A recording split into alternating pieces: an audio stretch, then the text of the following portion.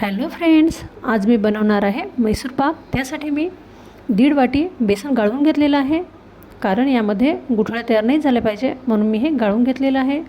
1.5 वाटी साखर घ्यायची आहे, त्यामध्ये अर्धी वाटी पाणी टाकून याची 1 ताराची चासणी तयार करायची आहे।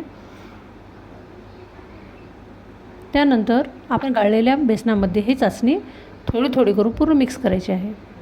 1.5 वाटी तूप मी एकदम गरम करून घेतलेलं आहे आणि ते हळूहळू या मिश्रणामध्ये टाकत जायचं आहे। जसं जसं आपण हे बेसनामध्ये टाकत जाऊ तसं तसं हे असं पूर्ण फुगून येते वर। हे बघा, कारण तूप खूप कडक आहे, खूप तापवलेलं आहे। तुम्ही तेलही घेऊ शकता, मी फक्त तूप घेतलेलं आहे।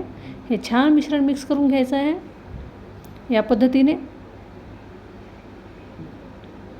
आता एका भांड्यामध्ये थोडंसं तूप लावून यामध्ये काढून घ्यायचं आहे। हे बघा, खूप छान तोंडामध्ये विरघळणारा मैसूर पाक रेडी आहे आपला।